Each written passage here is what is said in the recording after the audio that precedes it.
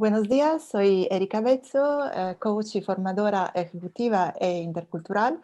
Bienvenidos a la octava entrevista de Cross Cultural Leadership for Women. Si os habéis perdido las anteriores, podéis verlas en mi blog changeexperience.com. Hoy estoy con Susana Infante, española, 44 años, jefa de proyecto de Thales Alenia Space, responsable, entre otros, de dos proyectos muy importantes, el proyecto Euclid, que tiene como objetivo el descubrir el origen del universo, y el proyecto ERA, que es el primer proyecto de defensa del planeta frente al peligro de meteoritos que puedan posiblemente estar en rumbo de colisión con la Tierra. Entonces, bienvenida, Susana, y gracias por haber aceptado mi invitación. Buenos días, Erika. Gracias a ti por tener el honor de formar parte de este proyecto. Muchísimas gracias, Susana. Voy a resumir un poco tu carrera para presentarte. Tú naciste en Palencia, pero luego durante 20 años viviste en Extremadura.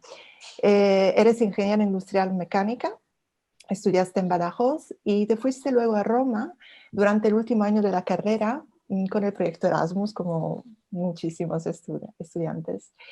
Te quedaste ahí con una beca, entrando directamente en Alenia Spazio en 2001 para tu proyecto de fin de carrera, y ahí en Roma conociste a tu marido, que es italiano, y allí te quedaste, aunque luego tu marido se vino a España y tuviste una relación a distancia, pero intercambiada, tú en Italia y él en España. Bueno, dentro de la misma empresa, que luego fusionó con Thales Francia y cambió de nombre, has tenido varios roles diferentes, ¿no? Has crecido a lo largo de los años dentro de la misma empresa. Empezaste con la planificación y control de antenas en Roma, luego te hicieron Process Manager, luego te viniste a España ocupándote de planificación y suministradores, y a partir de 2015 empezaste a ocuparte del proyecto Euclid, del cual te hicieron jefa de proyecto en 2018, y en aquel momento era el proyecto más grande de la empresa. Y también jefa de proyecto de ERA, ¿no? Que hemos hablado, del cual hemos hablado, del estudio de los asteroides. Tú trabajas con profesionales de varias culturas, porque los equipos son multiculturales. Trabajas con profesionales de Italia, Francia, Alemania, Suiza, Bélgica, Portugal. Hablas varios idiomas: español, italiano, inglés, portugués. En todo esto recorrido, ¿cuál ha sido el mayor desafío para ti a lo largo de los años? No, Erika, la verdad es que visto desde tus ojos y contado la trayectoria profesional, la verdad que te llena de orgullo estar aquí ahora y estar contigo y decir, oye, pues es que he hecho muchísimas cosas y las que nos quedan por hacer. Pero bueno, ¿cuál ha sido mi mayor desafío? Para mí, el mayor desafío y lo que fue el cambio completo fue el reto de ir a Italia. Yo vivía en una ciudad, Badajoz, en Extremadura, en un área de confort, con la familia a tu alrededor, con todo a tu alcance, con personas que conocías, socialmente bien reconocida, y de repente es verdad que estás bajo el paraguas de Erasmus, coger las maletas e ir a un sitio donde nunca antes la universidad había hecho un convenio con la universidad allí, que fue la de Tor Vergata, pues fue un cambio difícil. Sobre todo fue en Roma. En Roma es una ciudad que es una jungla. Es preciosa, pero es una jungla para alguien que viene de fuera. Cuando llegamos, yo fui con un compañero, no teníamos casa. No sabíamos dónde queríamos vivir. Nos habían dicho, tienes que ir en la metro A, cualquier parada de la metro A está bien. Entonces, sin saber nada, lo que hacíamos mi compañero y yo, decíamos, bueno, vamos a ver, hoy vamos a ir desde Numidio Cuadrado hasta, porque Tor Vergata encima está a las afueras, ¿no? Y vamos subiendo a la superficie. Bueno, ¿nos puede gustar esta zona? Sí o no. Luego ya te encuentras con la realidad de que tú tienes un budget limitado y que vivir en Roma es caro. Entonces, ese cambio fue difícil. Recuerdo una persona en particular, Richard Daly, que fue mi tutor en ingeniería allí en organización industrial, que me llevó de la mano literalmente y fue el principio de una colaboración profunda entre la Universidad de Extremadura y la Universidad de Tor Vergata, porque ya fueron los siguientes años, fueron muchísimos estudiantes y eso para mí ha sido uno de los primeros retos. Fui allí para vivir la experiencia, para entrar en la cultura italiana y así lo hice. Qué bien, y te ha llenado de orgullo también, ¿no? Haber logrado hacerlo y también mantenerte económicamente a ti misma en Italia, ¿no? Bastante sola por lo que me habías contado. Sí, sí, el reto es decir, vas allí, quiero que no depender de mis padres, te dan un budget que es muy limitado y bueno, pues ahí estuve dando clases de español, intentando abrirme también al poderme mantener y tomar ciertas responsabilidades por mí misma, siendo dueña de tu vida. Eso fue duro, pero a la vez quizás lo que más me ha formado para ser la persona que soy en el día de hoy. Qué bien. Y hoy en día, ¿cuál es el mayor reto a nivel cultural? Ya que trabajas con tantos profesionales de nacionalidades diferentes, ¿no? Hemos dicho alemanes, italianos, franceses. Bueno, para mí es trabajar en una empresa del sector espacial, es un sector que es altamente tecnológico. Es verdad que trabajamos en un ambiente de cooperación europea y como jefa de proyecto estar a la vanguardia de, de ese, digamos, liderazgo desde el punto de vista de cooperación internacional y de comunicación con el resto de los países es lo que lo hace más complejo. Principalmente trabajar con Italia, conociendo el idioma, ayuda muchísimo. Trabajar con Italia es trabajar un poco de una forma creativa. En algunas ocasiones los cauces de comunicación informal pues son más importantes incluso que los formales. Tienen muchísimas ideas, pero es difícil llegar siempre a una conclusión con ellos. Se llega, porque se llega. Trabajo muchísimo con ellos. Entonces ya conozco muy bien las formas de trabajar. No es solo la cultura italiana, también influye mucho la cultura de sociedad, la cultura de empresa. Hace que también el grupo de individuos se comporten de una forma o de otra. En Francia trabajamos también, al final nosotros, como sabes bien, Thales Alenia Space es una joint venture de Thales y la antigua Finmecánica, actualmente Leonardo. Son nuestros clientes y digamos, tienen una parte principal de compra en la empresa. Entonces, con ellos la forma de comunicarse es una forma bastante más formal, es muy jerárquica. Probablemente el hecho de si conoces el francés tienes una puerta abierta, si conoces el idioma del país te ven más suyo. En ausencia del no conocimiento del francés, aunque sí lo puedo entender, pues es a través de que te sientan una persona de confianza, con una cierta honestidad profesional. Y bueno, y así ahora, por ejemplo, en Galileo estamos trabajando con ellos y son nuestros suministradores y de momento la cooperación está siendo muy buena, muy buena. Bueno, sí, como has dicho tú, muy bien, hay culturas de país, o sea, culturas nacionales y también culturas de empresa, ¿no? Entonces, cada empresa tiene, al interior del mismo país, puede tener modalidades diferentes, muy diferentes. Pero sí es verdad que en Italia el cauce informal, como has subrayado, en la mayoría de los casos es muy importante para ganarte la confianza. Y en Francia, bueno, son bastante más formales, pero claro, estamos siempre hablando de promedios, ¿no? Y luego cada empresa tiene su cultura propia. Por lo que he entendido de tu trabajo y de tu sector, es un mundo con muchas reglas, ¿no? Y muchos cambios también. Y cada vez que hay un cambio en las reglas, ahí se desencadena una serie de variaciones a nivel contractual con los proveedores. ¿Y cómo llevas esto en los países con los que te relacionas? Bueno, es que depende, claro, porque aquí esto es un amplio abanico de posibilidades, pero generalmente, últimamente, en los últimos casos en los que he estado trabajando ha sido con Alemania y siempre con Italia. Con Alemania yo entiendo que la comunicación es bastante más directa, esos cambios contractuales pues suelen ser más blancos o negro y de una forma o de otra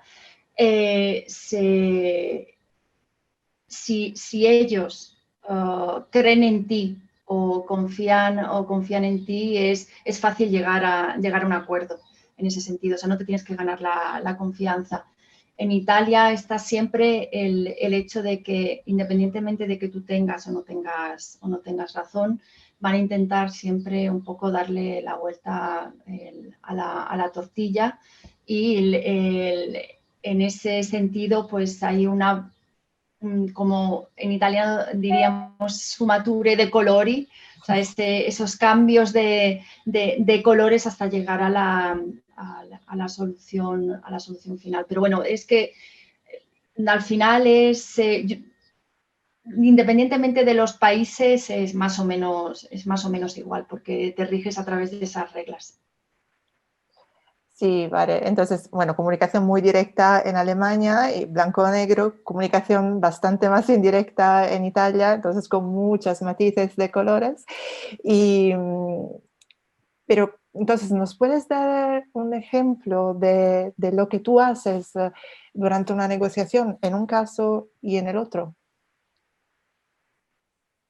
Bueno, pues a ver, en ambos casos se parte un poco de una preparación de la reunión, buscando a ver dónde están esos cambios contractuales. En un caso o en otro va a ser la preparación es exactamente la misma. Sabes que las estrategias que va a seguir un alemán y las herramientas que va a utilizar son diferentes respecto a las de un italiano.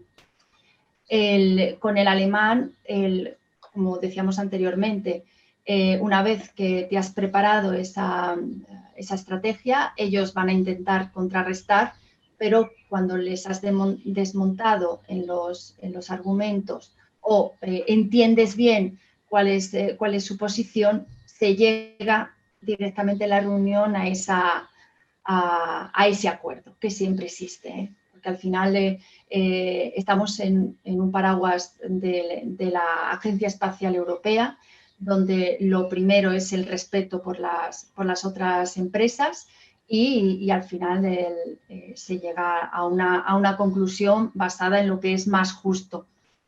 En el caso de los italianos, a pesar de que algo te lo tienen que pagar o tú les tienes que pagar a ellos, y sería lo correcto, esa vía no vale.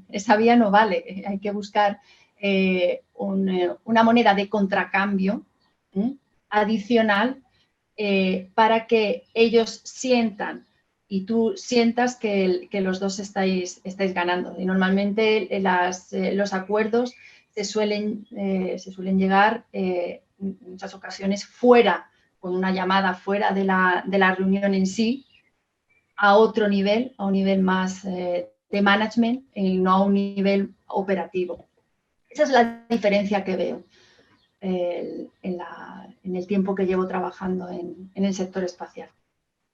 Sí, entonces de nuevo la diferencia entre, ¿no?, los canales, los cauces formales, ¿no? En un caso en Alemania, reunión oficial y ahí se llega al acuerdo, y en el otro caso son más importantes los canales informales, entonces es fuera de la reunión, la llamada, la relación con la persona que te permite llegar al acuerdo, ¿no? Entonces, la diferencia también de los mecanismos de cómo se gana la confianza, yo creo, porque en Alemania es que la confianza se otorga casi automáticamente hasta que tú no la rompas, ¿no?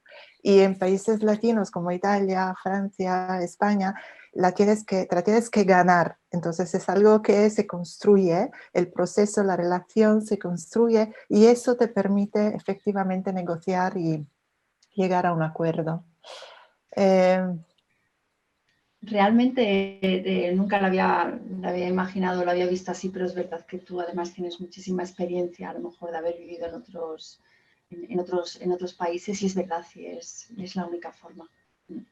Bueno, en particular Alemania sí he vivido durante 10 años y a mí me había sorprendido que me otorgaran confianza, sí, era la última llegada que me otorgaran confianza así, de forma automática y que todavía no le había demostrado nada, ¿no?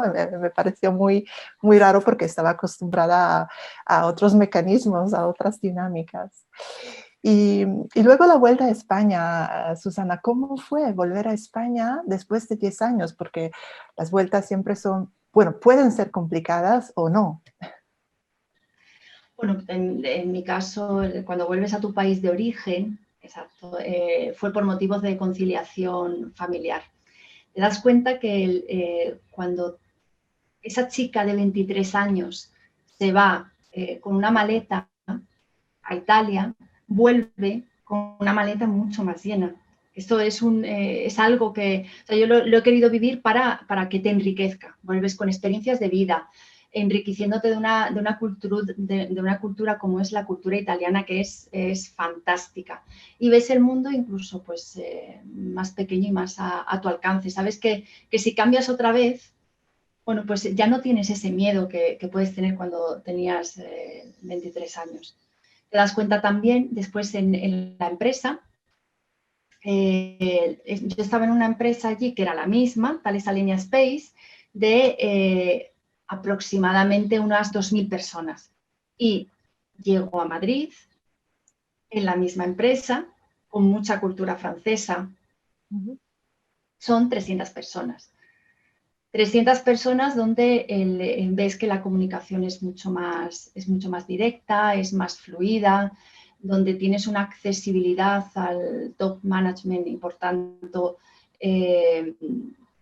una comunicación bastante más directa y una cercanía de la dirección. Yo recuerdo en Italia, desde la posición en la que me encontraba yo hasta el director general, estábamos hablando de una jerarquía de 13 niveles. 13, wow. 13 niveles, aquí pues serán 3, como 2, 3. Es una diferencia. Entonces, bueno, pues la vuelta ha sido muy buena. Claro, como tú dices, el tamaño de la empresa influye muchísimo en las dinámicas, en las relaciones y bueno, en la jerarquía también, ¿no?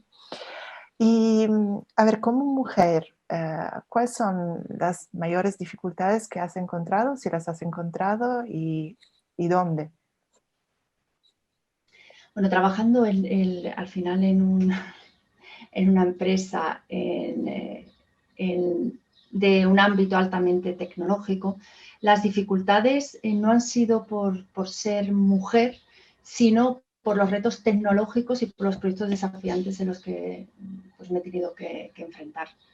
¿Qué duda cabe que en Italia yo estaba en un departamento que era muy técnico y la cantidad de mujeres eran alrededor del 10%.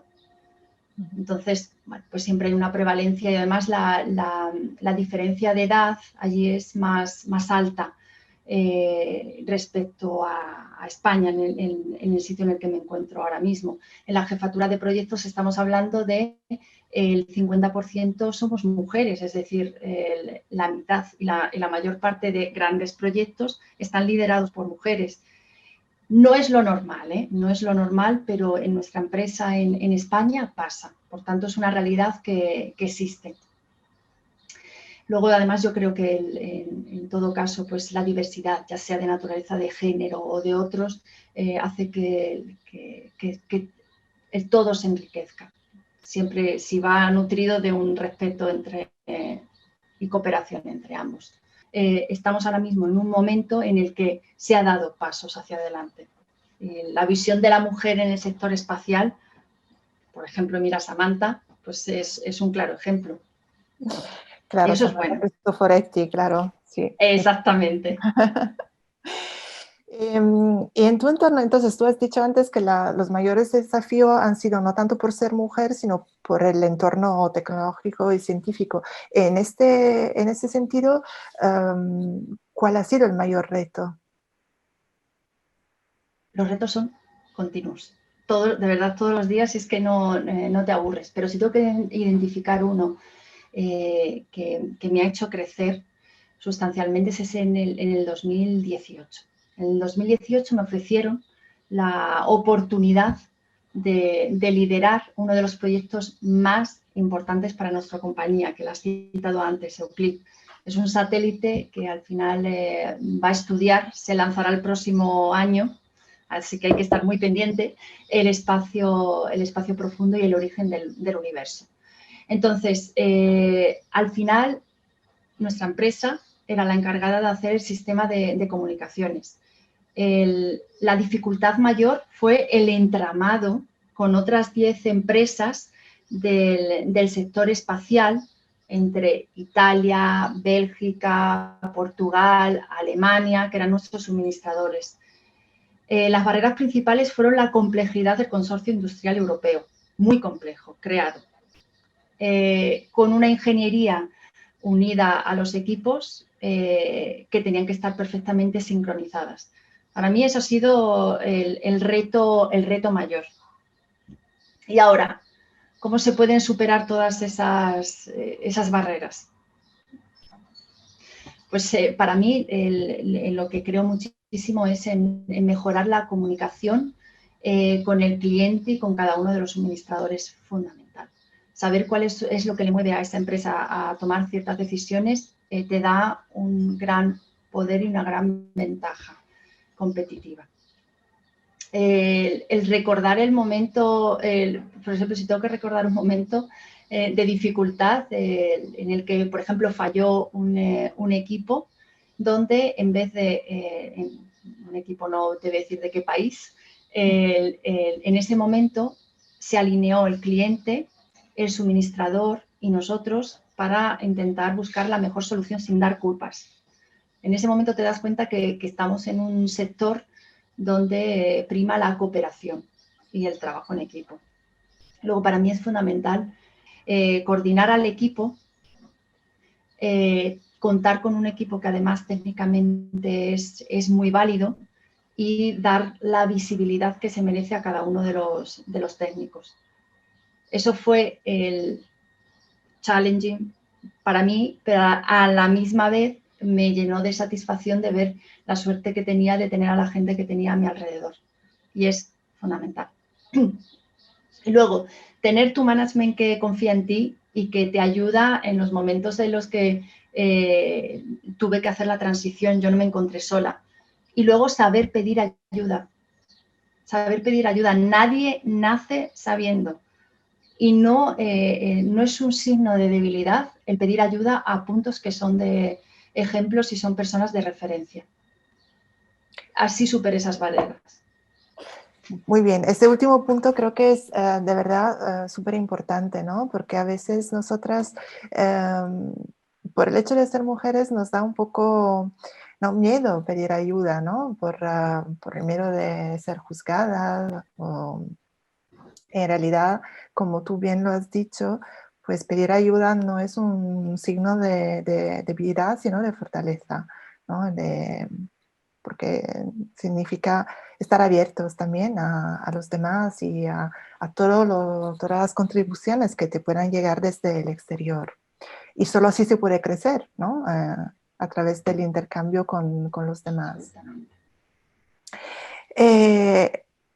Luego yo, por lo que veo, es que tú pones muchísima pasión en todo lo que haces. Los proyectos de los cuales te ocupas es que son súper interesantes, son como de película, ¿no? La película Armageddon, ¿no?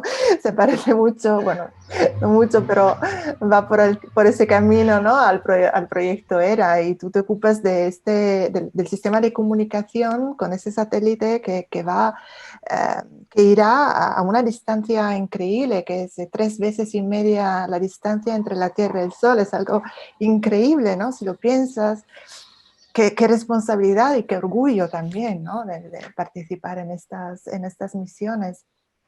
Pero no obstante la importancia y la belleza también de estos proyectos, hay muy pocas mujeres que elijan las carreras STEM, ciencia, tecnología, ingeniería y matemática. Esto también es cultural.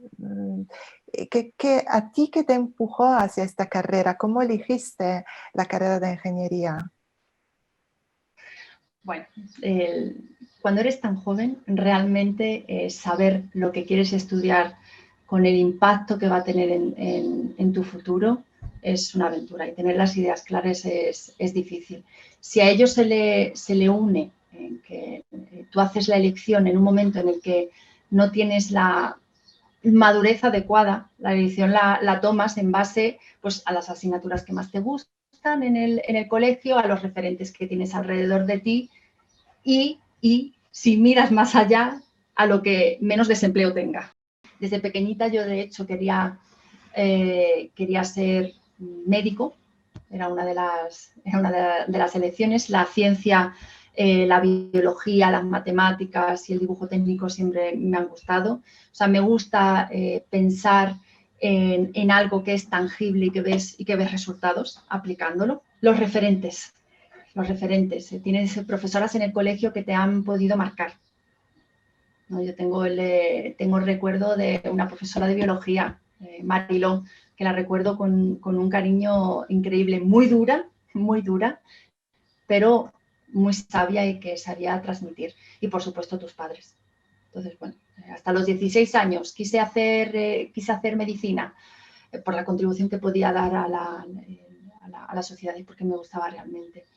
Luego me di cuenta que se requiere una vocación, y de ahí pues pasé a ingeniería, porque las matemáticas se me daban bien, porque me gusta construir. De pequeña construía casas de muñecas, o jugaba con cochecitos. De elegir estudiar esa carrera y salir de un colegio de solo chicas, donde estábamos solo 8 mujeres, y al día de hoy las cifras en mecánica no han crecido demasiado, porque estamos alrededor del 10%, pues fue un buen salto.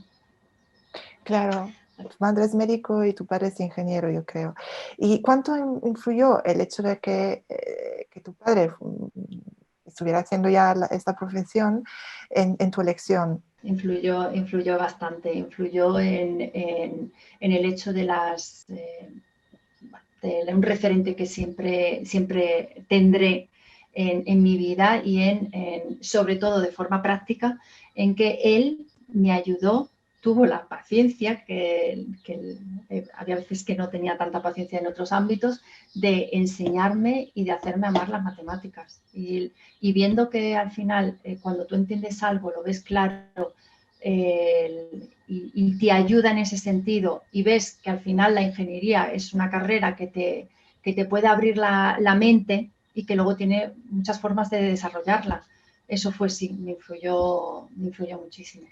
De hecho, al final yo estoy encantada, de verdad, de la carrera que he elegido, y de lo que la ciudad eterna Roma pues me ha regalado, de poder estar en este sector espacial, siempre a la vanguardia, y siempre desde el punto de vista de ingeniería al máximo. Siempre. Es un privilegio. Claro.